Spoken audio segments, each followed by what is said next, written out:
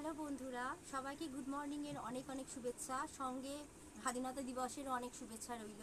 কিন্তু কালকে যেটা 11:30 থেকে ঘটনাটা ঘটলো, সবাই মোমবাতি হাতে নিয়ে সমবেত হয়েছিল কলকাতার বিভিন্ন জায়গাতে একটা জাস্টিসের জন্য, যে যারা অসভ্যতামি করেছে তাদের যেন শাস্তি হয়, আর যে মানুষটা মারা গেছে তার জন্য আত্মার শান্তি কামনা করা হয়। কিন্তু সত্যি সে জাস্টিফাই পেয়েছে? কোনো জাস্টিস হয়েছে তার সাথে? সে কি বেঁচে থেকে কোনোদিন কোনো অন্যায় দেখতে পাবে? অন্যায়ের যে বিরোধিতা হচ্ছে, প্রতিবাদ করা হচ্ছে, সেটা কি সে দেখতে পাবে? তার সাথে তো অন্যায়টা হয়েই গেল।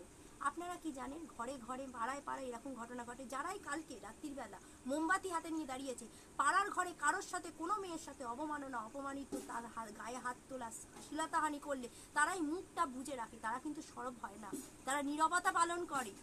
ঠিক মোমবাতি হাতে নিয়ে কাল যেরকম নীরবতা পালন করছিল ওনারা, ঠিক সেই রকম তারা যদি একটু প্রতিবাদ করে, যে ছেলেটি একটি মেয়ের ওপর অত্যাচার করে, অসভ্যতামি করে, সঙ্গে সঙ্গে ইনস্ট্যান্ট যদি তার সঙ্গে বিরোধিতা করা হয়, প্রতিবাদ করা হয়, একজন নয় 10 জন মিলে, তবেই কিন্তু তারা ভয় পাবে, তবেই কিন্তু মেয়েদের সঙ্গে সম্মানের সঙ্গে কথা বলতে পারবে।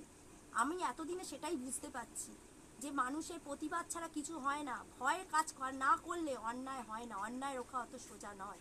আজকে এই ঘটনাটা ঘটলো কি কারণে?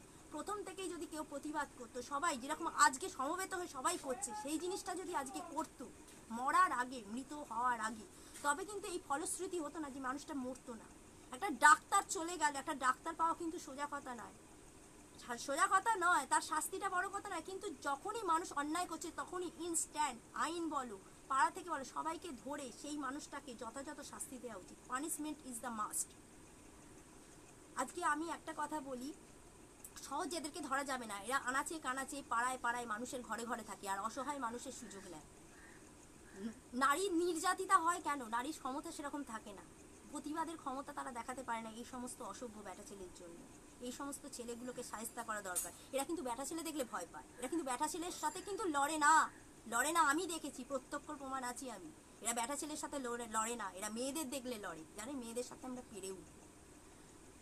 আমি চাইছি এর একটা জাস্টিস হোক, এটার জাস্টিস হোক, যাতে কোনো মানুষ, কোনো মেয়ে এইভাবে যেন মৃত্যুবরণ করতে না পারে, তারা যেন চোখের সামনে তাদের শাস্তিটা দেখতে পায়।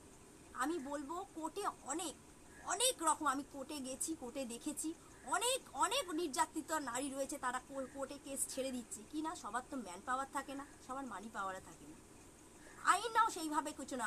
জাজ বলছে আমার প্রমাণ চাই, এভিডেন্সও সবসময় কি সঠিক হয়?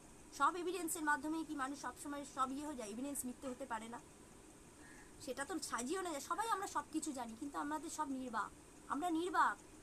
আমরা চাই যথাযথ শাস্তি, যেটা মানুষটা করেছে জীবনে যেন কেউ কারোর কোনোদিন কারোর সাথে এই ঘটনা ঘটাতে না পারে, কিন্তু এটা আমাদের হবে না, আমি জানি। এরকম ঘটনা অনেকবার ঘটেছে, আমরা ওই কিছু হয়ে যাওয়ার পর, ঘটনা ঘটার পর মোমবাতি জ্বালিয়ে প্রেয়ার করবো, আর কিচ্ছু করতে পারবো না, প্রতিবাদটা আমরা আগে জানাবো না। আমি দেখেছি যারাই মোমবাতি নিয়ে যাচ্ছে তারাই কিন্তু ঘরে আর দরজা বন্ধ করে বসে থাকে, প্রতিবাদ করতে আসে না। এটা কিন্তু ঠিক নয়। যখনই অন্যায় দেখা উচিত তখনই প্রতিবাদ করা উচিত। একজন ছেড়ে 10 জনের, একজনের প্রতিবাদে কাজ হয় না, আমি জানি। অন্যায় একজন করতে পারে, প্রতিবাদ একজন করা সম্ভব নয়।